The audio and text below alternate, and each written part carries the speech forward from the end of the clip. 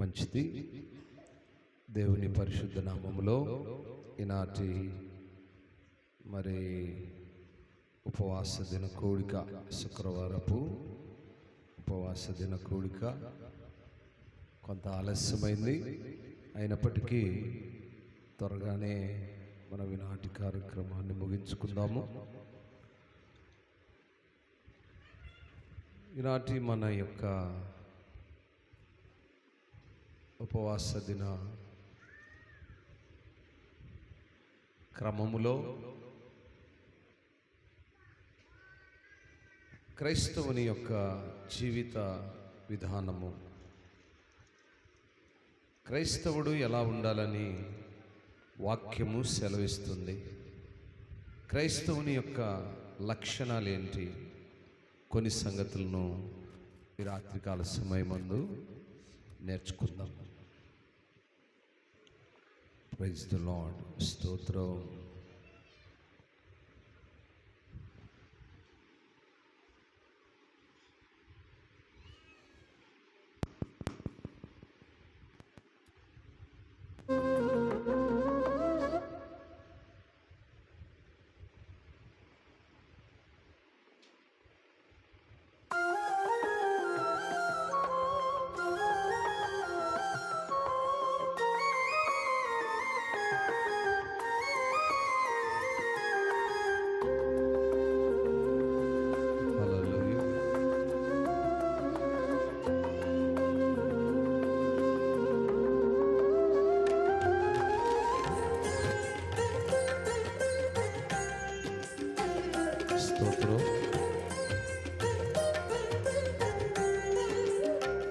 Praise God.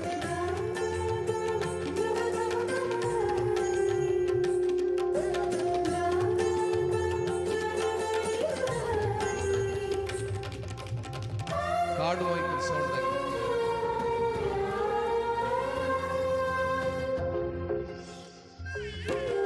నిన్ను మాత్రమే నమ్మానయ్యా, నీవు మాత్రమే నా ధైర్యం యేసయ్యా, నిన్ను మాత్రమే నమ్మానయ్యా, నీవు మాత్రమే నా ధైర్యం యేసయ్యా, నీ బాహుబలమే నడిపించును, నా స్థితులన్నిటినీ సరిచేయును, నీ బాహుబలమే నడిపించును, నా స్థితులన్నిటినీ సరిచేయువాడవయ్యా, నీ పిల్లలకు కృప చూపువాడవయ్యా, నిన్ను మాత్రమే నమ్మానయ్యా, నీవు మాత్రమే నా ధైర్యం యేసయ్యా.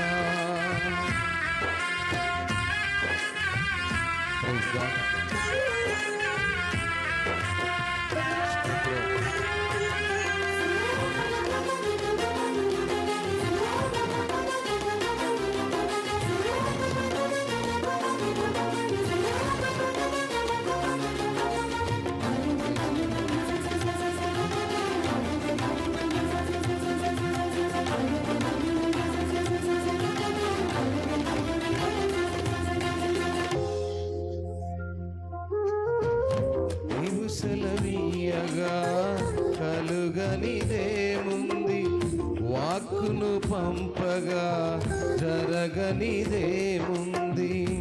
నీవు సెలవీయగా కలుగనిదేముంది, వాక్కును పంపగా జరగనిదేముంది, సకలము నీదేనయ్యా శ్రీమంతుడా, స్తుతి నీకు పాడెదనయ్యా, సకలము నీదేనయ్యా శ్రీమంతుడా, స్తుతి నీకు పాడెదనయ్యా, నీ పిల్లలకు సమకూర్చువాడవయ్యా, నిన్ను మాత్రమే నమ్మానయ్యా,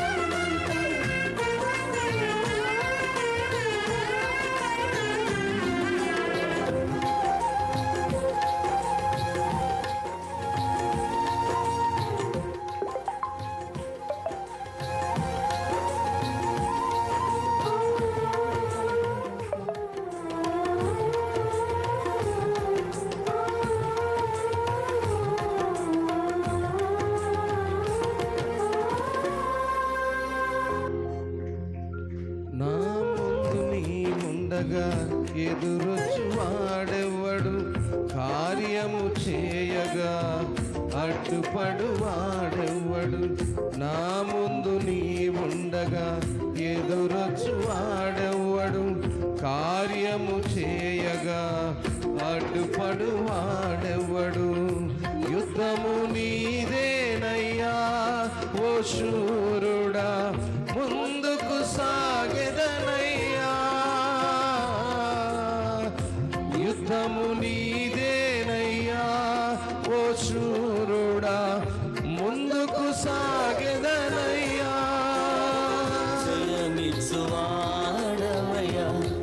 నీ పిల్లలకు జయమిచ్చువాడవయ్యా. నిన్ను మాత్రమే నే నమ్మానయ్యా, నీవు మాత్రమే నా ధైర్యం యేసయ్యా.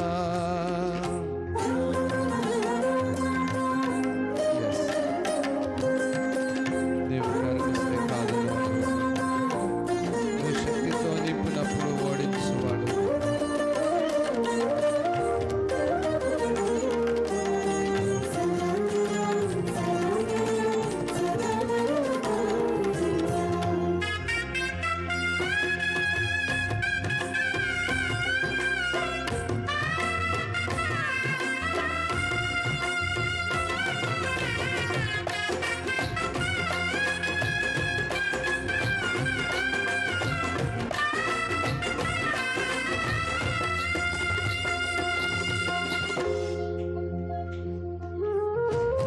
నీవు కరుణించగా కాదను వాడెవడు, శక్తితో నింపగా ఓడించు వాడెవడు.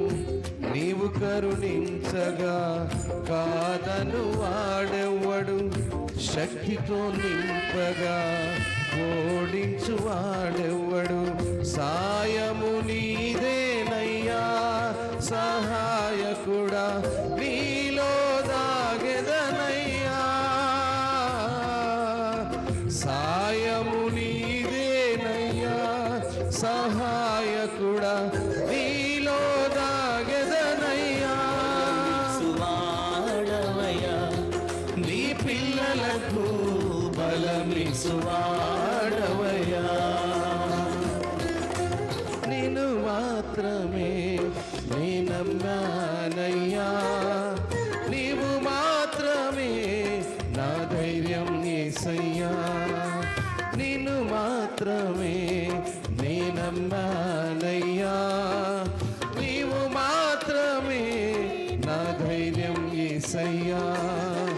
నీ బాహుబలమే నడిపించును, నా స్థితులన్నిటినీ సరిచేయును. నీ బాహుబలమే నడిపించును, నా స్థితులన్నిటినీ సరిచేయును. కృప చూపువాడవయ్యా, నీ పిల్లలకు కృప చూపువాడవయ్యా. కృప చూపువాడవయ్యా, నీ పిల్లలకు కృప చూపువాడవయ్యా. నిన్ను మాత్రమే నే నమ్మానయ్యా, నీవు మాత్రమే నా ధైర్యం యేసయ్యా.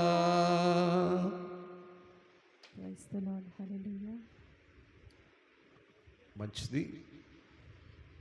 ఈ రాత్రికాల సమయమందు దేవుని మహాకృప చేత కొంతకాలము శుక్రవారాలు బుధవారాలు కృపారావు పాస్టర్ చూసుకుంటున్నాడు కనుక కొంచెం దూరంగా ఉన్నాము. మరి ఈ రాత్రి ప్రత్యేకంగా నేను రావడానికి ప్రాముఖ్యమైన సంగతులేవనగా, రేపు ఆదివారము నుంచి మన సంఘములో కొన్ని ప్రత్యేక కార్యక్రమాలు ప్రారంభించబోతున్నాం. ఆత్మీయతలో వెనకబడి మనుషుల వైపు చూస్తూ దేవుణ్ణి మనము అలక్ష్యం చేస్తూ ఉండటం అనేది అంత క్రమము కాదేమో అనే విధానంలో నేనైతే కొంత మనసులో కొన్ని కుటుంబాల, కొంతమంది మనుషుల పరిస్థితుల రీత్యా, కొంతమంది మాటల రీత్యా కూడా మనసులో బాధ కలిగి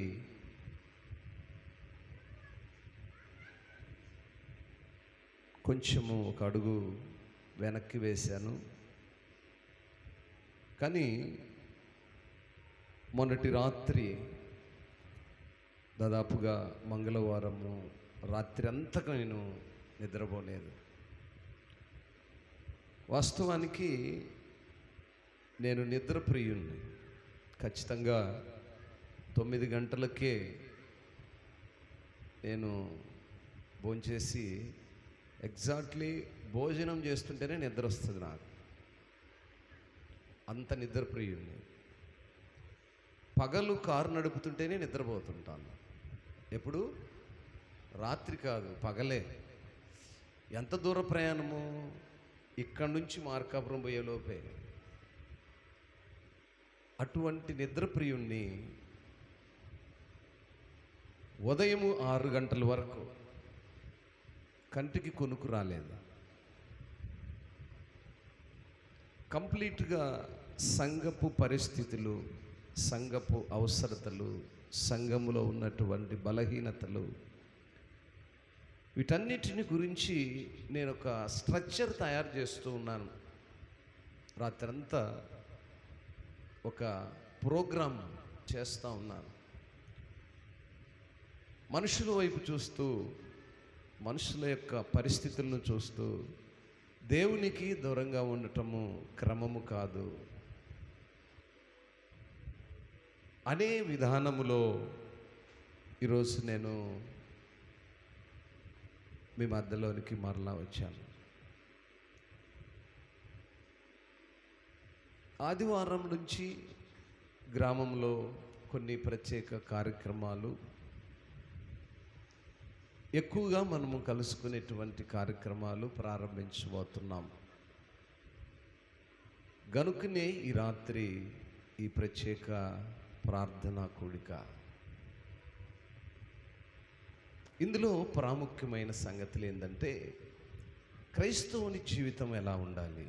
ఈ రాత్రి మన అంశం ఏంటంటే, క్రైస్తవుని యొక్క నడవడిక ఎలా ఉంది, క్రైస్తవుడు ఎలా ఉండాలని వాక్యం సెలవిస్తుంది. కొన్ని మాటలు పరిశుద్ధ గ్రంథంలో నుంచి నేర్చుకోవడానికి దేవుడు సహాయం చేయునుగాక. చూద్దాము. పేతురుకు రాసినటువంటి మొదటి పత్రిక 3వ అధ్యాయము 8వ వాక్యాన్ని చదువుదాం. తుదకు మీరందరూ ఏక మనస్కులై ఒకరి సుఖ దుఃఖముల యందు ఒకరు పాలుపడి సహోదర ప్రేమ కలవారును కరుణా చిత్తులను వినయ మనస్కులనయుండుడి ఆశీర్వాదమునకు వారసులగుటకు మీరు పిలువబడితిరి గనుక కీడుకు ప్రతి కీడైనను దూషణకు ప్రతి దూషణైనను చేయక దీవించుడి.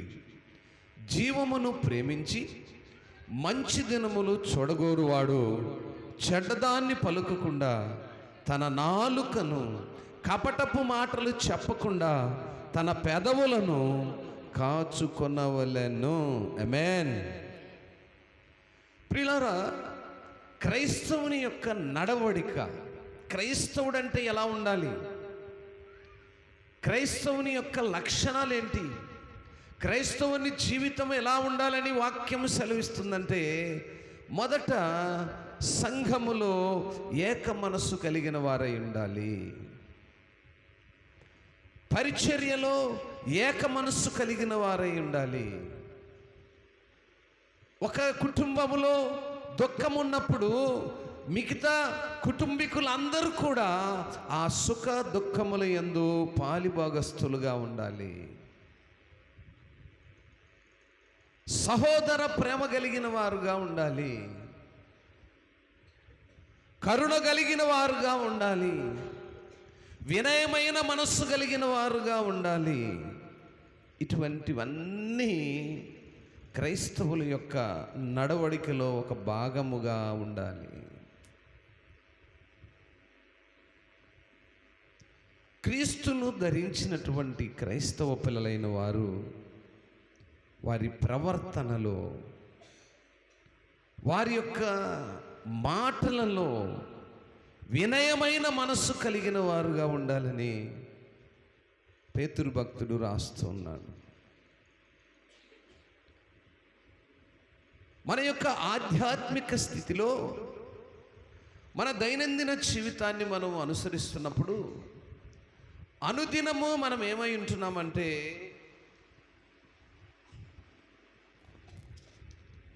దేవుని యొక్క చిత్తాన్ని మర్చిపోతూ ఉన్నాం. దేవుని చిత్తము మన ఎడల ఏమై ఉంది, దేవుని యొక్క ఉద్దేశము మన జీవితాల్లో ఏమై ఉంది, మనం ఎలా నడుస్తున్నాము.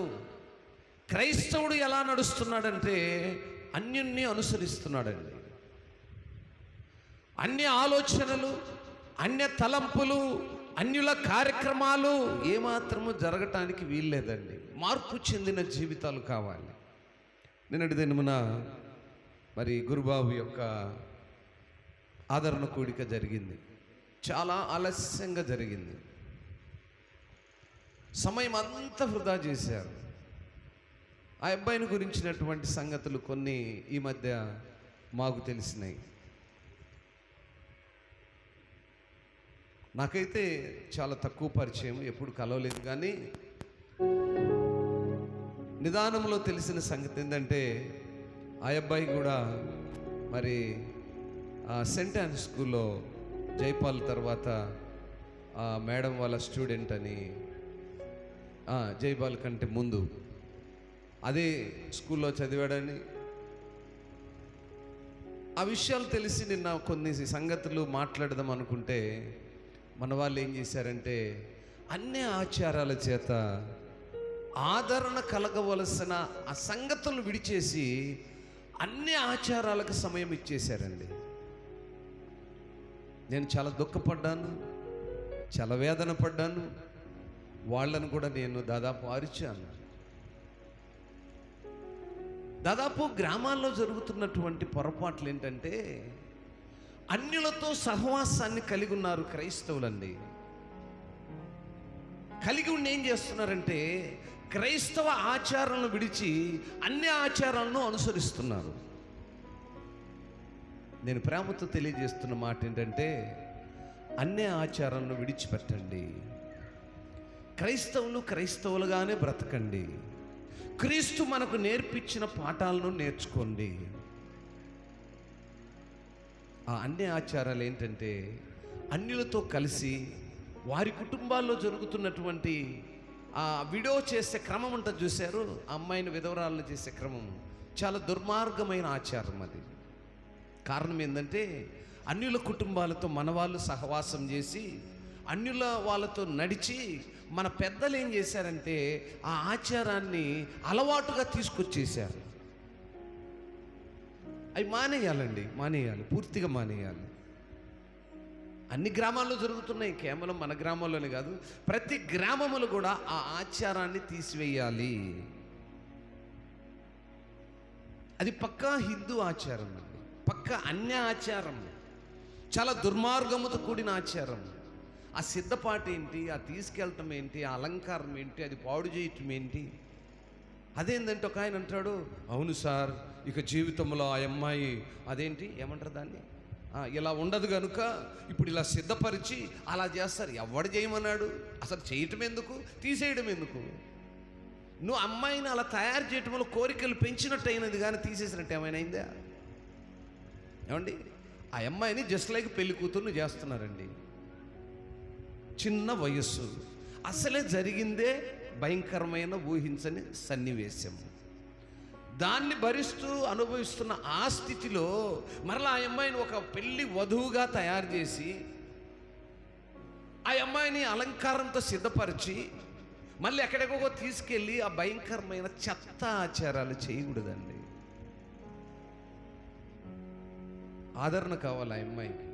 చక్కగా ఏదో పుట్టింటూ సరే అన్నారు, అదే ఇచ్చావా, ధరింపజేసావా, ఇట్స్ ఓకే. చక్కగా ప్రార్థనలో కూర్చోబెట్టు. ఆదరించడానికి వచ్చారండి, చాలామంది వచ్చారు, దాదాపు 100 మంది వరకు వచ్చారు. ఏం చేశారు? వచ్చి ఒక మాట అన్నమ్మా, దేవుడు నీకు సహాయకుడుగా ఉంటాడు, నువ్వు భయపడొద్దు, నిబ్బరం కలిగి ఉండు అన్న మాట పలికిన అక్కొక్కరు లేరండి. అసలు ఆ వచ్చిన అక్కలు ఎలా వచ్చారో నేను అందరినీ చూశాను. నాటకం చూడడానికి వస్తారు చూసినావు, లేకపోతే సినిమాకి వస్తారు చూసావు, ఎలా వస్తారు? ఇప్పుడు వరి కోతకు పోతున్నారండి, ఏం తీసుకొని పోతారు? కొడవలు తీసుకొని పోతారు. ప్రార్థనకు పోయి ఏం తీసుకొని పోతారు? ఒక్కరి చేతులు బైబిల్ ఉంటే, ఒక్కరి చేతిలో. అంటే నిన్ను వచ్చింది ఆదరణ కూడి కంటే ఏం ఆదరణ చేయడానికి వచ్చారు? ఆ అమ్మాయిని తయారు చేసి ఆ ప్రాంతానికి ఎడకో తీసుకెళ్ళి ఆ చేతికి నిండారుగేసిన శాండాలమంతా పగలగొట్టి తీసి గందరగోళం చేసి ఒక దయ్యాన్ని చేయడానికి తీసుకెళ్లారా? ఇది ఆదరణ అంటే? ఎంత దుర్మార్గపు ఆచారము! దీన్ని ఖండించలేకపోవటానికి కారణమే ఏంది అంటే, గ్రామంలో పెద్దలు అనే వాళ్ళు ఉంటారు. వాళ్ళకి మేలేదో కీడేదో, క్రైస్తవం ఏదో అన్యాచారం ఏదో తెలియదు. వాళ్ళ నాయనోళ్ళు చేశారు, వాళ్ళ నాయనోళ్ళు చేశారు, ఇప్పుడు మా నాయనోళ్ళు చేస్తున్నారు, మా పిల్లోళ్ళు కూడా ఇదే చేయాలి. ఇంతకు మించి అందులో మంచి ఏందో చెడేదో పాపం తెలియదండి. పాపం తెలియదు. కేవలము మా నాయనోళ్ళు చేశారు కాబట్టి మేము చేశాము, మేము చేశాము కాబట్టి మా పిల్లోళ్ళు చేయాలి, ఇంతే. చాలామంది హిందువుల్లో కూడా ఈ ఆచారం ఉంది. ఏంటి ఆచారం అంటే, పాములను పుట్టలను పూజిస్తున్న ఆచారం ఉంటే, ఈ కాలం ఉన్నటువంటి యవనస్తులు నేను అడిగినప్పుడు, ఏమయ్యా నువ్వు చదువుకున్నావు, పాముకు పాలు పోసేది ఏందయ్య అంటాడు. అయ్యా మాకు తెలియదు సార్, మా నాయనోళ్ళు చేశారు, వాళ్ళ నాయనోళ్ళు చేశారు, మేము చేస్తున్నాం, అంతే. నిన్న కూడా నేను కొంతమందిని అడిగాను, కొంతమందిని కాలనీలు అడిగాను, ఏంటి బాబు ఏందిరా నాయన ఈ పరిస్థితి? ఏమో సార్ మా నాయనోళ్ళు చేశారు, మేము చేస్తాం. తప్పురా నాయన, చేయకూడదురా, ఇది చాలా తప్పు. క్రైస్తవ పిల్లలకి ఇది తగదు. ఎందుకు ఈ సందర్భాన్ని చెప్పుకొస్తున్నానంటే, క్రైస్తవుని యొక్క నడవడికను నేను తెలియజేస్తా ఉన్నాను. క్రైస్తవుడు అన్ని ఆచారాన్ని అనుసరించకూడదు, అది చాలా పాపం. అనుసరించడమే పాపం అండి. ఉన్నదే పాపపు జీవితము, దాంట్లో చేస్తున్న పని ఇంకా పాపము. భర్తను కోల్పోయిన స్థితిలో ఉన్న అమ్మాయికి నువ్వే వెలిసినది ఆదరణ ఏంటంటే, ప్రార్థన చేయి, 4 దేవుని మాటలు చెప్పు.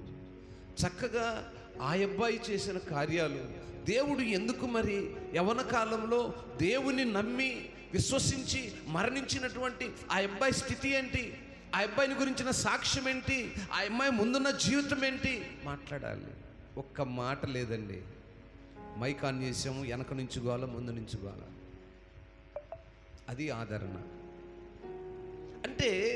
క్రైస్తవుడు ఏం చేస్తున్నాడంటే, అన్ని ఆచారాలకు ఇచ్చిన విలువ దేవుని మాటకు, వాక్యానికి ఇవ్వట్లేదు. అర్థం చేసుకోండి. ఇక నువ్వు కూడా అన్యుడివే. అలాంటప్పుడు ఈ ప్రార్థన ఎందుకండి? పెట్టుకోకపోతే ఏమి? పేరు కోసమా, ప్రజల కోసమా, లేకపోతే ఆ చచ్చిపోయినోడు వచ్చి మా ఇళ్ళ మీద ఆడబడతాడు అనే భయం కోసమా? అంతేగా. వచ్చారు, ఈ పక్క ఆ పక్క టవాళ్ళు సంచులుగా పట్టుకొచ్చారు, భుజాల మీద వేసుకుంటారు, మెడల మీద వేసేసుకుంటారు. వేసుకోకపోతే ఏమైద్దో? అది అన్యాచారం కదా. అది వేసుకోకపోతే ఏంటిది చెప్పాలి గట్టిగా, కీడు. రాలేనోడు ఉంటాడు, ఎయ్యలేనోడు ఉంటాడు. అంటే ఇప్పుడు మీరందరూ వేసిన వాళ్ళకి రాకుండా ఎయ్యనోడికి కీడు తగులుకుంటుందా? మా ఇళ్ళల్లో కూడా చాలామంది చనిపోయారండి. నన్ను అడిగారు, అట్టటి ఏం ఉండవన్నా. మరి మా ఇంట్లోకి వచ్చి దాక్కుందా కీడు? చచ్చిపోయినోడు వచ్చి నాతో సంసారం చేస్తున్నాడా? అంటే నాకు రాంది నీకెందుకు వస్తుంది? నీకున్న భయం అది.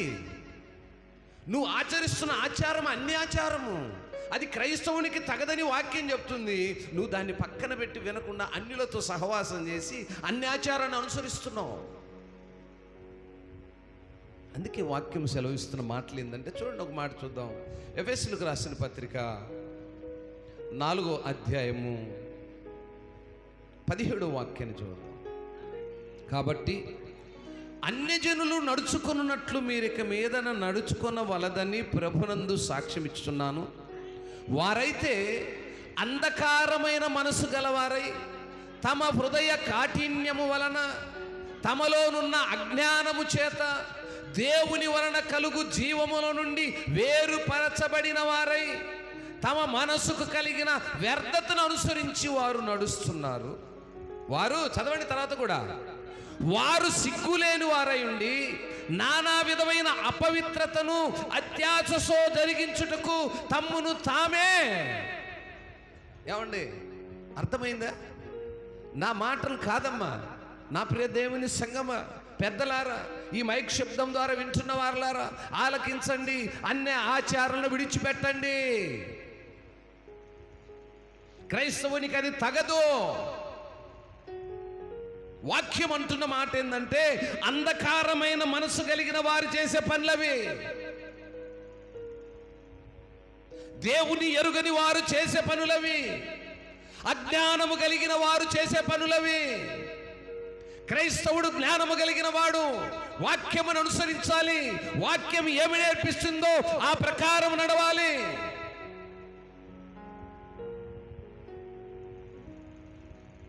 దేవుని వాక్యము చక్కగా అంటుంది, అన్యజనులు చేస్తున్నట్లు మీరు ఇక మీదట చేయకూడదు. అంటే అంతకుముందు చేశారని వాక్యం కూడా చెప్తుందండి. అంతకుముందు తెలుసో తెలియకో చేశావు, ఇట్స్ ఓకే. కానీ తెలుసుకున్నాక విడిచిపెట్టాలిగా. ఏమండి, తెలుసుకున్నాక విడిచిపెట్టాలి వద్దా? తెలియక ముందు తప్పు చేసామండి, తెలిసినాక దాన్ని విడిచిపెట్టాలిగా. దాన్ని అనుసరిస్తే అది పాపము కదా. పాపం అంటే వ్యభిచారం ఒకటే పట్టుకుంటారండి. కాదురా నాయనా, దేవుని ఆజ్ఞను అనుసరించక చేసే ప్రతిదీ పాపమే.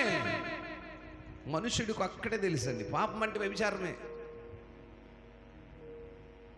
శరీరంతో చేసిన పాపం అది ఒకటే కాదు, దేవుని ఆజ్ఞను అనుసరించక చేసే ప్రతిదీ పాపమే. అన్యుని యొక్క క్రియలను అనుసరించి నడుచడము పాపమే. నిన్న ఆదరణ కాదు అక్కడ జరిగింది, పాపం జరిగింది. నన్ను ప్రార్థన చేయమన్నారండి, నేను చేయను అన్నాను. దేనికి చేయమన్నారు చెప్పమంటారా? ఆ అమ్మాయిని తయారు చేసుకొని ఊరేగింపుగా తీసుకుపోయి గాజులు పగల కట్టుకొని తీసుకుపోతూ ప్రార్థన చేయమంటారు. ఎంత దుర్మార్గం అండి! నువ్వు చేస్తున్న దుర్మార్గ పని. గొడవ చేశాను నేను, తర్వాత సంగతి ఏమైనా కానీ నేను ప్రార్థన చేయను. ఒక ఆయన వచ్చాడు, ఎవరు కంబం నుంచి వచ్చాడంట. ఏమండి ఏమైందండి, ఏం నువ్వు ప్రార్థన చేస్తే ఏమండి ఏమండి అంటాడు. నేను చేయనయ్యా, నువ్వు చేయిపో.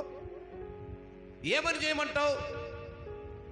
ఏమని ఆ అమ్మాయికి ప్రార్థన చేసి నేను పంపాలి చెప్పు, నువ్వు చెప్పు. ఎక్కడికి పంపుతున్నావు నువ్వు చెప్పు, నేను దానికి చేస్తాను. నువ్వు చేస్తుంది అన్యాచారము, ఆ చేసే పాపం మీద చీకట్లో చేసుకో. సేవకులను ఎదురు పెట్టుకొని ఉన్నది ఉన్నట్లుగా బోధించవలసినటువంటి నేను తప్పు చేశానా? నేను నీకు నేర్పించవలసిన వాడిని నేను తప్పు చేయమంటావా అని కొద్ది నిమిషాలు గొడవ చేశాను. ఎందుకు ఈ మాటలు చెప్తున్నానంటే, క్రైస్తవుడు క్రీస్తును అంగీకరించక ముందు మనకు తెలియని దినాల్లో మనం అనుసరించుంటాం. నేను కాదు అనట్లేదు. ఎన్ని మారినాయి ఈ దినాల్లో. ఏమండి, ఇన్ని మారిన మనము ఇవెందుకు మారకూడదు? ఆ దినాల్లో మనకి ఏమీ లేవు, తినటానికి లేవు, ఉండటానికి లేవు, కట్టుకోవడానికి లేవు, లగ్జరీ బ్రతుకు లేవు. ఈరోజు బ్రతుకుతున్నావుగా. ఇన్ని మారినప్పుడు ఈ క్రమం ఎందుకు మారకూడదు అంటున్నా. ఈ లోక సంబంధమైన మర్యాదలు మనం అనుసరించకూడదు కదా. అన్యులు చేస్తున్న తప్పులు మనం చేయకూడదు కదా. అది పాపము కదా. అది ఎరిగి చేస్తున్నామంటే అది ఎవరు చేసే పని? అజ్ఞానులు చేసే పని. అంటే జ్ఞానము లేని వారు, దేవుని వాక్యం తెలియని వారు, దేవుని సన్నిధికి నడవని వారు, క్రైస్తవం అంటే ఎరగని వారు. అలాంటప్పుడు ఇంకా ఆ కూడికలు పెట్టుకోకపోతే భయంతో పెట్టుకున్నటువంటి ఆదరణ కూడికలండి అవి. ఏంటా భయం అంటే, ఆ చచ్చిపోయినోడు మా ఇంటికి ఏమొస్తాడో, ఈ టవాల్ తీసిపోయి ఆ వరసైనోడో, వియ్యంకుడో, బొయ్యంకుడో ఏదో ఉంటారు కదా, అల్లుడో, వాడి మెడలో వేసేస్తే మనకు పట్టే దరిద్రం వాడికి పడుతుంది అన్నట్టు. నువ్వు వేయకపోయినా పడుతుంది, వేసినా పడుతుంది. పట్టేది ఎట్టయినా పట్టేదే. కారణం ఏంటంటే, అన్యుడుగా నువ్వు చేస్తున్న తప్పు. నువ్వు అన్యుడివి కాదురా నాయనా. దేవుణ్ణి ఎప్పుడైతే ఆశ్రయించావో, దేవుణ్ణి ఎప్పుడైతే నువ్వు కలిగి ఉన్నావో, నువ్వు జ్ఞానం కలిగినటువంటి వాడు. క్రైస్తవుడు అయినందుకు నువ్వు ఎంతో చాలామంది సిగ్గుపడుతుంటారు, కానీ గర్వపడాలి. లోక సంబంధమైన అన్యాచారాలన్నిటిని కొట్టేసేవాడే క్రైస్తవుడు. వాటిని అనుసరించేవాడు క్రైస్తవుడు కాదు, అన్యుడే. లోకంలో ఉన్నవి ఏవి మనం అనుసరించకూడదు. అందుకే అన్నాడు, అలాంటి అనుసరించే వారిని చూడండి. ఆడ 19వ వాక్యంలో ఏమన్నాడండి? వారు సిగ్గులేని వారై ఉండి నానా విధమైన అపవిత్రతను అత్యాశతో, అబ్బాయి ఎంత ఆశతో జరిగిస్తారో ఆ కార్యక్రమాలండి. అది అపవిత్రమైంది. దాన్ని ఎంత ఆసక్తితో, ఓరి నాయన, ఒక 50 మంది అక్కలు కూర్చొని ఉన్నారు ఆడ. ఏం చేస్తుండ్రా అని చూస్తే, ఎప్పుడెప్పుడు ఆమెకు తెల్లసీర కట్టాలన్నా, ఎప్పుడెప్పుడు ఆమెకు నిండా చేతుల నిండా అవన్నీ తగిలియాలన్నా, ఎప్పుడెప్పుడు ఆమెను అలంకరించి గబక్కన దేశపోయి. ఏందండి ఆ దుర్మార్గ పని? ఎందుకు చేయాలంటున్నా నేను? మీకు తెలియదులే సార్, పెద్దోళ్ళు చేశారు. ఒరే నాయన, వాళ్ళు తెలియక చేశారా? కాదులే సార్, అది ఆచారం. అదే తప్పురా నాయనా. లేదులే సార్, ఈసారికి పని లే. ఈసారికి ఏంది, మా ఊర్లో చేస్తుంటే కూడా చూస్తున్నా ఏమి చేయలేను. ఆ గ్రామ పెద్దలు ఉంటారు కదా, వయ్యా ఇది చేయకూడదే అంటే, అమ్మో ఏంది సార్ అంత మాట అంటావు, ఇది ఆచారం సార్. అయ్యా చెయ్యకపోతే ఏమైందయ్యా? లేదు సార్, చెయ్యకపోతే ఆమె వచ్చి ఊర్లో తిరుగుతుంటుంది, ఆమె మన ఇళ్లలో ఉంటుంది సారు, ఆ సచ్చినోడు ఆ ఇళ్ళకి వస్తాడు సారు. ఎంత భయం రా నాయన. మరి నిన్న ఇక్కడ ఒక 13-14 మంది చచ్చిపోయినాయి. వాళ్ళకి మీరు ఎవరు తేవాలి లేకపోతే వాళ్ళు రావట్లేదా ఊర్లోకి? ఏనాగా బస్సు లారీ 2 గుర్తుకొని పటక్కమని ఒక 20 మంది దాకా చచ్చిపోయినారు మన ముందే, మన ఊరిలోనే. వాళ్ళు ఎవరు రాలే ఊర్లోకి. మరి వాళ్ళకి టవాళ్ళు ఎవరు వేసి వస్తారు? ఎంత దుర్మార్గం రా నాయన, ఎంత అన్యాయం రయ్యా. అందుకే అంటున్నాడు వాక్యం, అందుకే అంటుంది, వారు సిగ్గులేని వారై ఉండి అది అపవిత్రత అని తెలిసి అత్యాశతో చేస్తున్నారు. అది అపవిత్రమైనదిరా నాయన, చేయకూడదురా. క్రైస్తవుని యొక్క నడవడిక వేరు. క్రైస్తవుడు అంటేనే డిగ్నిటీ కలిగిన వాడు. వానికి ఒక ప్రత్యేకమైనటువంటి స్థానం ఇచ్చాడు దేవుడు. మనకుండవలసిన చాలా ప్రాముఖ్యమైన మంచి మంచి సంగతులను దేవుడు మనకు నేర్పించాడు. అందుకే అన్నాడు అక్కడ, వాటన్నిటినీ విడిచేసి చదవమ్మా. కాదమ్మా, నువ్వు చదివిందే. కావున మునుపటి ప్రవర్తన విషయంలోనైతే మోసకరమైన దురాశల వల్ల చెడిపోవు మీ ప్రాచీన స్వభావమును వదులుకొని మీ చిత్తవృత్తి యందు నూతన పరచబడిన వారి, నీతియు యథార్థమైన భక్తి గలవారై దేవుని పోలికగా సృష్టింపబడిన నవీన స్వభావమును ధరించుకోవాలి. ఇది క్రైస్తవుడికి ఉండవలసింది. ఇవన్నీ వదిలేచేయాలి. ఈ అపవిత్రమైన కార్యాలన్నీ తీసేయాలి. అపవిత్రమైనది అందుకే అన్నాడు, చక్కగా చెప్పాడు. వాళ్ళు సిగ్గులేని అపవిత్రమైన కార్యాన్ని ఎట్లా చేస్తున్నట? అత్యాశతో చేస్తున్నట. అత్యాశ అంటే ఏం చెప్పు? బాగా ఇష్టంగా, ప్రేమగా, ఎంత ఆనందంతో, సంతోషంతో. ఆహా, వాళ్ళందరూ కుర్చీలు వేసుకుని ఆ అమ్మాయి ఎదురుగా ఎంత ఆనందంగా కూర్చొని చూస్తున్నారు. గుడ్లొప్ప పెట్టి పవిత్రమైనవి విడిచి అపవిత్రమైన వాటిని ఎంత ఆసక్తితో చేస్తున్నారో. అక్కడే కాదండి, ఏ మనూర్లు ఎంత తక్కువ ఉన్నాయి ఇట్లాంటి పనికిమాలిన కార్యాలు. అదేదని అన్నాం అనుకో, పాస్టర్ అంతే చెప్తాడులే, ఆయనకి ఇట్టటి బడవులే, అది చెయ్యకపోతే అట్ట. మొస్సలామని ఇదిగో మన కొమ్ము ఆ కృపమ్మని చేశారండి, ఏం చేశారు నాయన. అదేంటంటే, పాస్టరు నీకు తెలియదులే, నాకు చెప్పటం నీకు తెలియదులే, అది క్రమము, అట్ట చేయకపోతే ఎట్ట. గాలయ్య వచ్చి మన ఊరిలో ఉన్నాడు, ఏమో ఎవరింట్లో కొత్తడో చేశాము, మనకు తెలియనప్పుడు చేశాము, తప్పులేదు. మనము క్రీస్తును అంగీకరించిన తర్వాత అవి చేయకూడదని వాక్యం సెలవిస్తుందమ్మా. నా మాటలు కాదు, నాకు ఎందుకుంటుందండి. ఏమండి, ఏ దేవుని సేవకుడు కూడా ఎవరిని ఇబ్బంది పెట్టాలనో, ఎవరిని బాధ పెట్టాలనో చెప్పడండి. తన మాటలతో అసలే చెప్పడు. ఆయన కూడా మీలాంటి ఒక నరుడే. I am also one of the man. నాకు భయం ఉంటుంది, నాకు భక్తి ఉంటుంది, నాకు క్రమం ఉంటుంది, నాకు బిడ్డలో ఉన్నారు, నాకు సంసారం ఉంది, నా కుటుంబాల్లో కూడా ఇలాంటివి జరుగుతూనే ఉంటాయి. జరగవా?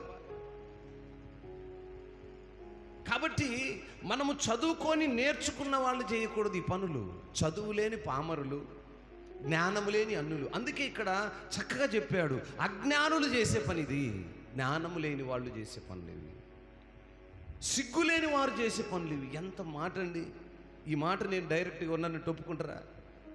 మరి బైబిల్లో రాశాడే, దీన్నన్ను ఒప్పుకోవా? పరిశుద్ధ గ్రంథమని నమ్మి, ఇదే దేవుడని నమ్మిన ఈ గ్రంథంలో రాసిన మాటలను ఒప్పుకోవా? వాక్యం సెలవిస్తున్న మాట ఏంటంటే, ఆ మునుపట్టి ప్రవర్తన అంతటిని మనం విడిచి, ఆ మోసకరమైన దురాశలన్నిటిని విడిచి, ఆ చెడు ప్రవర్తనను విడిచి, క్రొత్తగా నూతనముగా సిద్ధపడిచిన వరుడు వలె మనం ఉండాలట. ఓ పెళ్లి కుమారుడు ఎట్ట తయారవుతాడో అట్లా మన జీవితాల్లో ఈ పాత రోత కార్యాలను విడిచి నూతన పరచబడాలి. నూతన పరచబడాలి. తెలియక చేసిన తప్పును తెలుసుకున్నాక సరి చేసుకోవాలి, అంతే కదా? సరి చేసుకోలేకపోతే ఇంక అది పాపము గాక, అజ్ఞానము గాక, సిగ్గులేని పని గాక, అది మంచి పని ఎట్లా అవుతుంది? అందుకే నా ప్రియ దేవుని సంగమా, క్రైస్తవుడు ఎలా ఉండాలంటే పాత బ్రతుకును విడిచిపెట్టాలి.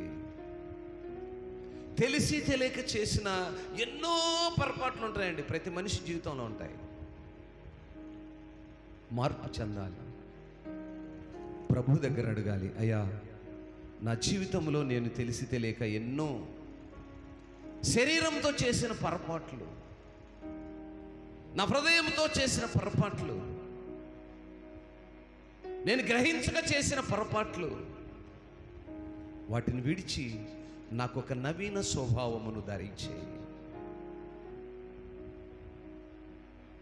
క్రైస్తవుడికి ఉండవలసినటువంటి ప్రాముఖ్యమైన సంగతులు. అటన్నిటిని విడిచి మనం ఏం చేస్తున్నామంటే ఇష్టానుసారమైన జీవితాన్ని అనుసరిస్తున్నామండి. వాక్యము సెలవిస్తున్న మాటను, మరొక మాటను మనము చూద్దాము. రోమీయులకు రాసిన పత్రిక 12వ అధ్యాయము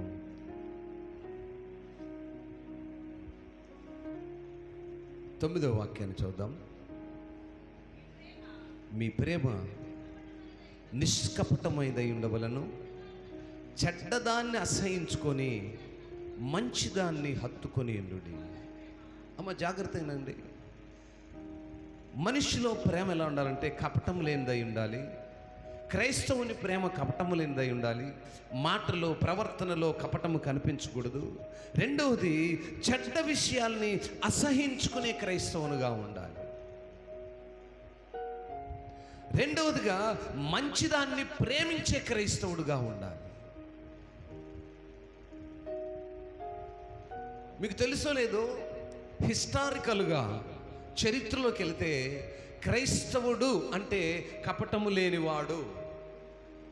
ఇది హిస్టరీ అండి, చరిత్ర ఇది. క్రైస్తవుడు అంటే కపటము లేనివాడు, కనికరము కలిగిన వాడు అనేటువంటి నామకరణం ఉంది.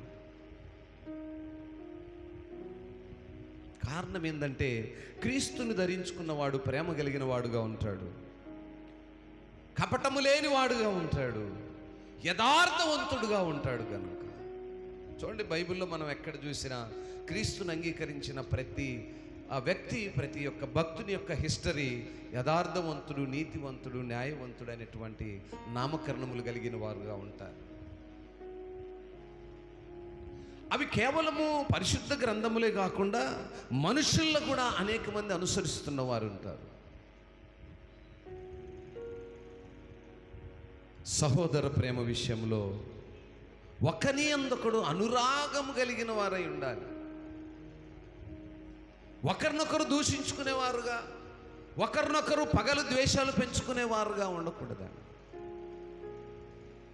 ఒకరి ఎడల ఒకరు సహోదర ప్రేమ విషయంలో అనురాగము గలవారై ఘనత విషయంలో ఒకరినొకరు గొప్ప చేసుకోవాలి. నన్ను నువ్వు గణపరచాలి, నిన్ను నేను గణపరచాలి. మనం ఒకరినొకరు ఎంచుకోకూడదు. నువ్వేంటి, నేనేంటి, నువ్వెంత, నేనెంత, నీకున్నదేంది, నాకు లేనిదేంది ఎంచుకోకూడదండి. క్రైస్తవుడు అంటే ఈ లక్షణాలు ఉండాలి. లోక సంబంధమైన ఆచారాన్ని విడిచిపెట్టాలి. క్రీస్తును కలిగినటువంటి ఆ నవీన స్వభావం మనలో నుంచి బయలుదేరాలి. ఆసక్తి విషయంలో మాంద్యులుగాక ఆత్మయందు తీవ్రత గలవారై ప్రభువును సేవించేవారుగా ఉండాలి. లోక సంబంధమైన విషయాలు కాదు. ఏమండి, ఇవన్నీ చేయటంలో ఇంకొక మాటను మనం చూస్తే, నిరీక్షణ గలవారై సంతోషించుచు, శ్రమయందు ఓర్పు గలవారై, ప్రార్థన యందు పట్టుదల కలిగి ఉండి, పరిశుద్ధుల అవసరములో పాలు పొందుచు, శ్రద్ధగా ఆతిథ్యమిచ్చుచు, మిమ్మల్ని హింసించు వారిని దీవిస్తూ, శపించకుండా సంతోషించు వారితో సంతోషముగా ఉండు, ఏడ్చు వారితో ఏడుస్తూ ఉంటూ, ఒక్కనితోనొకడు మనసు కలిసిండుడి.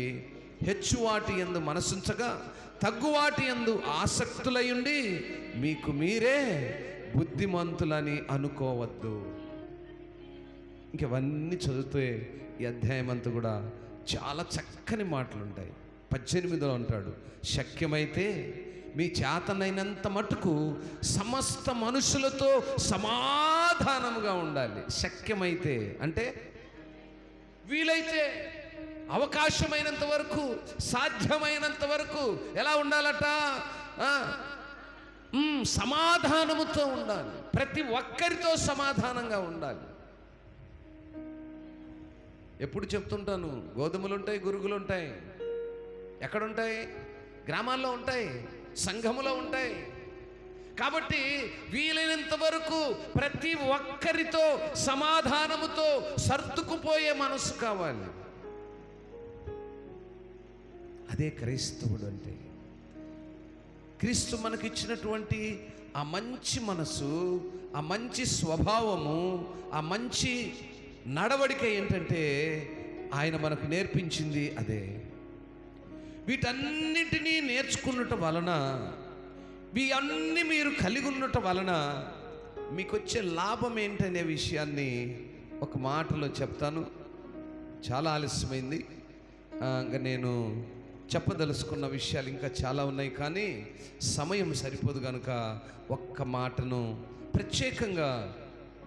ఎక్కువగా దేవుని సన్నిధిలో స్త్రీలే ఎక్కువగా ఉంటుంటారండి. ఎక్కడైనా సరే, ఏ గ్రామంలో అయినా పట్టణాల్లో అయినా కూడా స్త్రీలే ఎక్కువగా ఉంటారు. మరి పురుషులు ఎందుకు రారు? ఎందుకు ప్రార్థనలకు పురుషులు ఎక్కువగా కనిపించరంటే, వాళ్ళకు లోక సంబంధమైన ఇచ్చలు ఎక్కువ ఉంటాయండి, భూ సంబంధమైన ఇచ్చలు. కనుక దేవునితో మమేకమవడానికి కష్టం వాళ్ళకి. లోక సంబంధం ఉన్నటువంటి కోరికలు చంపుకొని దేవుని దగ్గరికి వచ్చి ఉండటానికి వాళ్ళ మనస్సులు ఏమాత్రం అంగీకరించవండి. గనుక వారు దేవునికి దూరంగా ఉంటారు. అయితే అటువంటి వారిని మార్చుకునే బాధ్యత ఎవరిది అంటే భార్యలది అని వాక్యం సెలవిస్తుంది. భార్యలు ఎలా మారుస్తారండి? ఆయనను ప్రార్థనకు రావాయంటే, ఏయ్ నువ్వు పోతే పో, లేకపోతే మానుకో, నన్ను పిలుస్తావా అంటే నువ్వు మనిషివి కాదు, నువ్వు తినేది బువ్వ కాదా, లేకపోతే నిన్ను కాపాడే దేవుడు కాదా? అయితే దీనికి పరిష్కారము మీ దగ్గర నుంచి ఎలా ప్రారంభమైందంటే, పరిశుద్ధ గ్రంథంలో పేతురు గారు ఒక మాట రాస్తాడు. పేతురుకు రాసిన పత్రిక 3వ అధ్యాయము 3వ వాక్యము. కాదు, అంత లోపలికొద్దు. ఆహా,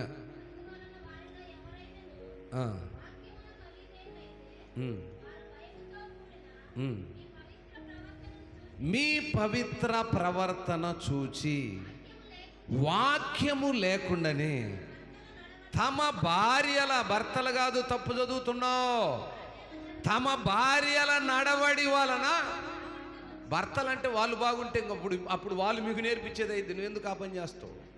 మళ్ళీ పేతురు రావాల్సిన తప్పయింది. ఇక్కడ జాగ్రత్తగా మీరు నేర్చుకోవాల్సిన సంగతి ఏంటంటే అమ్మా, క్రైస్తవులు అనబడిన స్త్రీలు వారు మీ భర్తలను దేవుని సన్నిధికి నడిపించుకోవడానికి పేతురు గారు చెప్తున్న మాట ఏంటంటే, 1 నుంచి 3 వాక్యాల వరకు చక్కగా చెప్తాడు. అటువలే స్త్రీలారా మీ భర్తలకు లోబడి ఉండుడి. అయితే వారిలో ఎవరైనా వాక్యమునకు అవిధేయులైతే వారు భయముతో కూడిన మీ పవిత్ర ప్రవర్తన, జాగ్రత్తగా ఆలకించండి అమ్మా, మీ ప్రవర్తన పవిత్రత కలిగిందైతే, వాళ్ళు వాక్యం వినకుండానే మీ ప్రవర్తన ద్వారా దేవుణ్ణి అంగీకరిస్తారంట. అంటే అప్పుడు మీరెంత భక్తిపరులై ఉండాలో ఆలోచన చేయండి అమ్మా. మీలో ఎంత భక్తి జీవితం ఉందో, ఎంత వినయము కలిగిన వారుగా ఉన్నారో, ఎంత విధేయత కలిగిన వారుగా ఉన్నారో మీరు ఆలోచన చేయండి. ఒక మాట చెప్పమంటారా? చాలామంది స్త్రీల యొక్క అవిధేయతను ఎరిగిన భర్తలు తలలుంచుకొని సంసారాలు చేస్తున్నారండి. చాలామంది భర్తలు, ఈ జనరేషన్లో ఉన్న యవనస్తులు సిగ్గుతో సంసారాలు చేస్తున్నటువంటి దినాల్లో బ్రతుకుతున్నాం మనం. పరువు కోసము, మర్యాద కోసము, గౌరవం కోసం బ్రతుకుతున్నటువంటి కుటుంబాలు చాలా ఉన్నాయి ఈ లోకంలో. కార్యం ఏంటంటే భార్యల యొక్క అవిధేయత. మరి వాక్యం ఏముంటుంది? నీవు ఆయన అవిధేయత కలిగిన వాడే, నో డౌట్ ఎట్ ఆల్.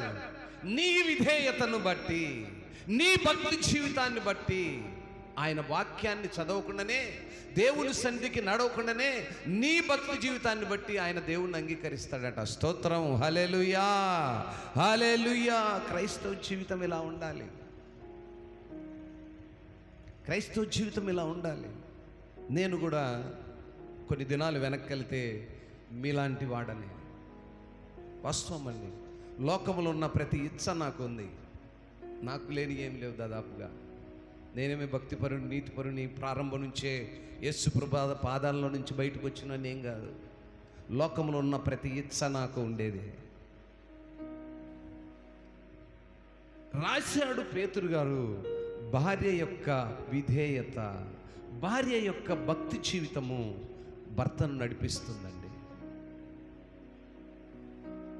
నిజం చెప్తున్నాను, పాస్టరమ్మ భక్తి జీవితమే నేను ఈరోజు ఒక సేవకునిగా ఉండగలిగాను. స్తోత్రం, హల్లెలూయా.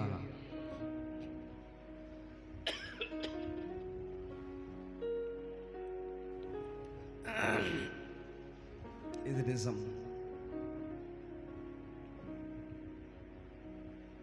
లోకంలో ఉన్న ప్రతి ఇచ్చను కలిగిన వాడిని నేను. నా జీవితంలో ఆమె యొక్క ప్రార్థన జీవితము, ఆమె యొక్క విధేయత, ఆమె యొక్క నడవడిక నన్ను ఒక సేవకునిగా నేర్చుకునే ఆ ప్రవర్తనలోనికి నడిపించుకొచ్చింది.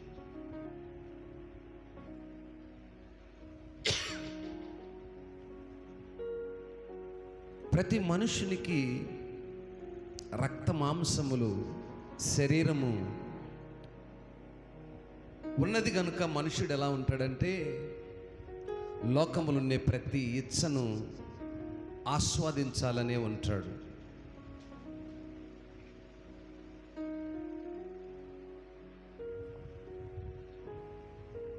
ప్రత్యేకంగా మగవాళ్ళకి అదొక చెడ్డ ప్రవర్తన. దానికి తోడుగా చాలామంది స్త్రీలు ఈ కాలంలోనండి, ఏమండి నేను ఎప్పుడు చెప్తానే ఉంటాను, మా తల్లులు మా మా మదర్స్ దినాల్లో భర్తకు ఎదురు చెప్పడం కానీ, భర్త ఎంత దుర్మార్గుడైనా బయటకు వచ్చి నా భర్త ఇలాంటి వాడని చెప్పిన దాఖలు లేవండి. భర్తలు విచ్చలవిడిగా తాగొచ్చి భార్యను ఇంట్లేసి తలుపులేసి కొడితే ఉదయం బయటకు వచ్చి నా భర్త ఇట్లా కొట్టాడని చెప్పిన దాఖలు కూడా లేవండి. మా వీధిలో చాలామందిని చూశాను, మా నాన్న మా అమ్మని అలా కొట్టాడు, నేను అనుభవించాను.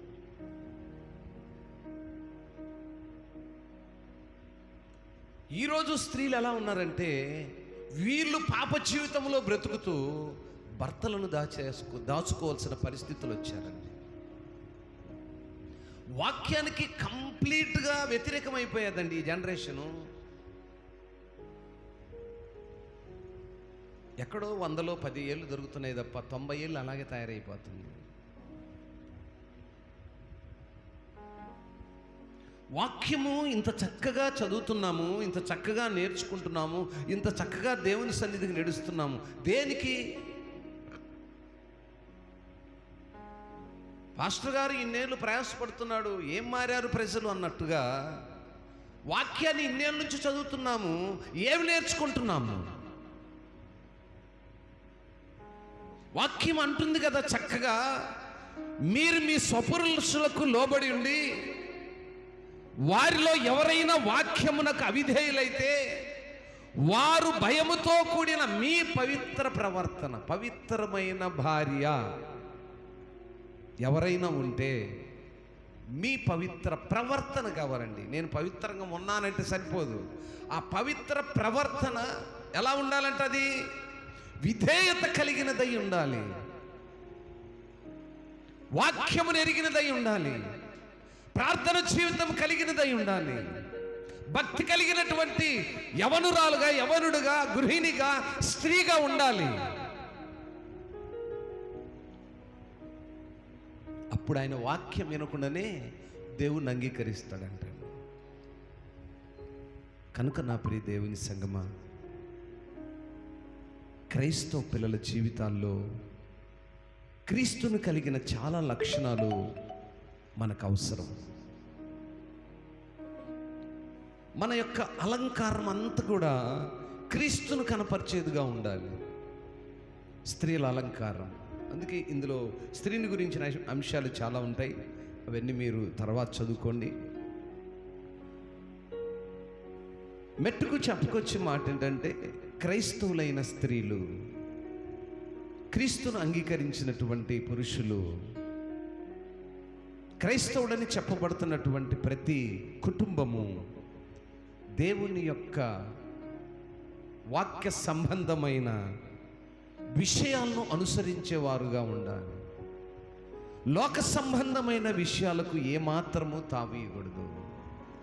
లోకములున్న దేనిని అనుసరించకూడదు. అది ఏ పని అయినా సరే లోకముతో ముడిపడినది ఏది కూడా మనము అనుసరించకూడదు. ఇంకా చాలా సంగతులు ఉన్నాయి, సమయం ఇప్పటికే ఆలస్యమైంది కనుక ముగిస్తూ ఉన్నాను. దేవుడు ఆయన పలికిన ప్రతి మాట, మనం వినిన ప్రతి మాట ఆయన వినికిడిలో దీవించబడి, వినినటువంటి ప్రతి గ్రామ నివాసులైన పెద్దల యొక్క హృదయాలను తాకులాగున. ఏ గ్రామాల్లో లోక సంబంధమైన విషయాలకు తావిస్తూ ఆత్మ సంబంధమైనటువంటి దేవుని మాటలను వినక అపవిత్రతతో జరుగుతున్న కార్యములను దేవుడు వారి హృదయాల్లో నుంచి, వారి తలంపుల్లో నుంచి, వారి ఆలోచనల నుంచి దూరపరచునుగాక. ఒక నూతన స్వభావమును ధరించమని వాక్యం సెలవిస్తుందండి. అందుకన్నాడు కదా, నవీన స్వభావము కలిగిన వారై. నవీన అంటే కొత్త, పాతవి గతించిపోవాలి, పాతది తీసివేయబడాలి. నిన్న రాజేష్ మాట్లాడుతూ చాలాసేపు వాక్యాన్ని గురించి మాట్లాడుతూ వచ్చాడు. సార్, మరి ఇవన్నీ పాత నిబంధన గ్రంథంలో ఉన్నాయంటగా, బైబిల్లో ఉన్నాయంటగా, వాటిని అనుసరిస్తున్నారంటగా, మరి మీరేమో తీసేసినారన్నారు, మరి ఇదెందుకు దీంట్లో అంటాడు. ఒక హిస్టరీ అనేది ఉంటుందండి. హిస్టరీ అంటే అర్థమైంది అసలు చరిత్ర. అనగనగా ఒక రాజు, ఆ రాజుకి 2 భార్యలు, అది చరిత్ర. అది లేకపోతే నీకు ఆ రాజు ఏం చేశాడు, ఏం చేయబోతున్నాడు, ఏం జరిగింది ఎలా తెలుస్తుంది? పాత నిబంధన గ్రంథంలో ఇవన్నీ చేశారు. స్త్రీలను ఇలా తయారు చేశారు, విడోలు చేశారు, గందరగోళ పనులు చేశారు, భయంకరమైన పరిస్థితులన్నీ జరిగినాయి. అక్కడ జరిగినాయి ఇప్పుడు జరగకూడదు అని చెప్పటానికే పాత నిబంధన, క్రొత్త నిబంధన ఉంది. వాక్యము కూడా మనకు నేర్పిస్తుంది ఏంటంటే, మన పూర్వీకులు చేశారు, అది ఆచార సంబంధమైన కార్యాలు చేశారు, దేవుడిని ఎరగనప్పుడు చేశారు, లోకంలో బ్రతుకుతున్నప్పుడు చేశారు, ఇప్పుడు చేయకూడదు. అప్పుడు చేస్తే ఇప్పుడు ఎట్ట మానుకుంటావు సార్, ఆచారం కాదు. మరి అప్పుడు మనకు ఫోన్లు లేవు, అప్పుడు మనకు ఏసీలు లేవు, అప్పుడు మనకు కరెంట్ లేదు, అప్పుడు మనకు అన్నం ఉండేది కాదు, మరి అవన్నీ తీసి పక్కన పెడేసి అప్పుడున్నట్టే ఉండు, గంజి తిని బతుకు, మోటార్ సైకిల్ లేకుండా నడుచుకుంటూ తిరుగు. మరి ఇప్పుడున్నాయి కదా అవన్నీ, ఎందుకు ఆడుతున్నావు? అప్పట్లాగానే ఉండొచ్చుగా. ఆ దినాలకు అది సరిపోయిందయ్యా, అప్పుడు అది సరిపోయింది. అప్పుడు నోకల పువ్వే తినేది, ఇవాళ స్టోర్ పో తినే వాళ్ళు ఉన్నారు. ఎవరైనా గవర్నమెంట్ ఏదో వాళ్ళ లెక్కలు పెట్టారు, తినేవాళ్ళు ఉన్నారు ఎక్కడైనా. ఏ ఇంట్లో అయినా చూద్దామా? నేను వచ్చిన ఈ గ్రామంలో ఈ 20 ఏళ్లలో కరెంటు లేక, నీళ్లు లేక, రోడ్లు లేక, ఏమండి చీకట్లో బ్రతికామే, అలాగే బ్రతుకుదాం. మరి ఒకసారి 20 ఏళ్ళు వెనక్కిపోయి ఉండండి. ఎందుకు ఉండలేరు? అలా ఎలా మార్పు జరిగిందో పాత నిబంధన రోజుల్లో కూడా అలా జరిగాయి. క్రొత్త నిబంధన అనేటువంటి క్రీస్తు రక్షకుడుగా, క్రీస్తు మన కొరకు తన రక్తాన్ని చిందించి, క్రీస్తు ఎప్పుడైతే లోకంలోనికి వచ్చి మనుష్యులలో నివాసం చేయటం ప్రారంభించాడో అప్పుడు ఈ పాతయన్ని తీసివేశారండి. మరి బైబిల్లో పాతది కూడా ఎందుకు ఉంచాడు అంటాడు నాతోటి.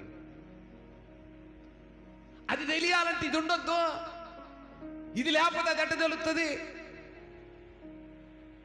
నా ప్రియ దేవుని సంగమా, యవనస్తులు అట్లా ఉండాలి, ప్రశ్నించే యవనస్తులు కావాలి. నేను అందుకే చెప్పానయ్యా, అందుకే మీరు మందిరానికి నడవాలి, మీరు తెలుసుకోవాలి.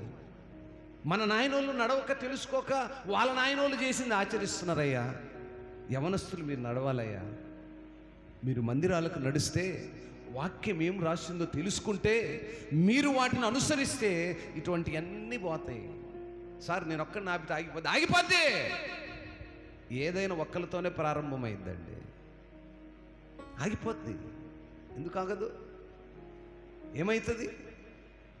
ఏది చెయ్యాలో ఏది చేయకూడదో తెలియక చేస్తున్నాం మనం. తెలిసి కాదండి, ఆచార సంబంధంగా మనం వెళ్తున్నాం. కనుక నా ప్రియ దేవుని సంగమా, క్రైస్తవుడు లాగానే బ్రతకాలి. క్రైస్తవుడు ఎవరు అనుకున్నావు? కింగ్. మన దేవుడు ఎవరు? కింగ్ ఆఫ్ కింగ్, రాజులకు రాజు ఆయన. అప్పుడు ఆయన పిల్లలు ఎవరు అవుతారు? రాజులు కదా. మరేంది సైతాన్లాగా బతుకుతామంటారు? రాజు పిల్లలు రాజులాగానే బ్రతకాలండి. ఇప్పుడు సీఎం కొడుకు సీఎం అంటుండ్రా, లేకపోతే అటెండర్ అంటుండ్రా? రాజు కొడుకు రాజులాగానే బ్రతకాలి. మనం రాజులము, రాజులాగా ఉండాలి. కానీ అపవిత్రమైనటువంటి పనులు, అపవిత్రమైన కార్యాలు మన జీవితాల్లో ఉంటే ఎలాగా? తెలిసి తెలియక చేసిన తప్పులను సరి చేసుకోవటానికే దేవుడు మనకి ఈ దేవాలయాన్ని ఇచ్చింది.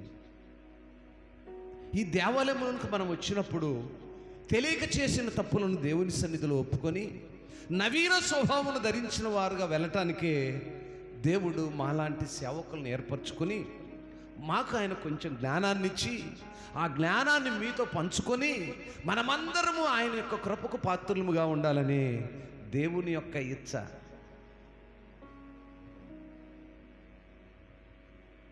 అట్టి కృపలో దేవుడు మనందరినీ దీవించి నవీన స్వభావం ధరించుకొని ముందున్న దినాల్లో ఇంకా అధికమైనటువంటి భక్తి జీవితంలో, విధేయతలో, వినయములో, క్రమములో, బాధ్యతలో, ప్రేమలో, సమాధానములో ఏక మనసు కలిగిన సంఘముగా, పిల్లలుగా ఉండులాగున దేవుడు ముందున్న దినాల్లో కార్యాలు చేయునుగాక. ప్రార్థన చేద్దాం.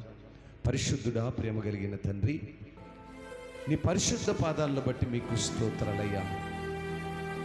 ఈరోజు నీ పిల్లలమైన మాతో కొద్దిసేపు మీరు మాట్లాడారు. లోక సంబంధమైన ఎన్నో కార్యాలను మేము చూస్తున్నామయ్యా. హృదయం ఎంతో బాధపడుతుంది, మనసు ఎంతో చింతిస్తుంది అయ్యా. మనుషులు ప్రభువా అన్యుల ఆచారములను అనుసరిస్తూ నీకు దూరస్తులుగా ఉన్నటువంటి కార్యాలను ఎన్నిట్లో మేము చూస్తున్నప్పుడు మా హృదయము బ్రద్దలవుతుందయ్యా. నాయనా, మా పితరులు చేసిన ఆచారములను మా వాళ్ళైనటువంటి మా తల్లులు తండ్రులు ఆచరిస్తున్నప్పుడు మా మనసు ఎంతో గాయపడుతుందయ్యా. అన్యాచారాలను తీసివేయండి. ఈ దినములో మీరేమై ఉన్నారో, ఈ యుగములో మీరేమై ఉన్నారో, మీ పరిశుద్ధ గ్రంథం మాకేమి నేర్పిస్తుందో, నిన్ను దేవునిగా అంగీకరించిన మేము, క్రైస్తవులుగా అంగీకరించబడిన మేము ఏ విధముగా బ్రతుకుతున్నామో ఈరోజు మీరు మాతో మాట్లాడారయ్యా. నాయనా, మేము వింటున్నాము కానీ క్రియల్లో కనపరచలేకపోతున్నామయ్యా. నాయనా, మేము నేర్చుకుంటున్నాము కానీ వాటిని ఆచరించలేకపోతున్నామయ్యా. మనుషుల్లో ఉన్నటువంటి అంధకార సంబంధమైన అపవిత్రమైన కార్యములను విడిచిపెట్టలేకపోతున్నారయ్యా. మీ వాక్యాన్ని చదువుతున్నాం, మీ వాక్యాన్ని ఆలకిస్తున్నాం, మీ వాక్యాన్ని నెమరేస్తున్నాం, మిమ్మల్ని దేవునిగా అంగీకరిస్తున్నాం. కానీ మీలో ఉన్నటువంటి ఏ సుగుణములను మేము అనుసరించలేకపోతున్నామయ్యా. నాయనా, నీ బిడ్డలతో మీరు మాట్లాడండి. నాయనా, మాకుంటే పెద్దవారైనటువంటి వారితో మీరు మాట్లాడండి.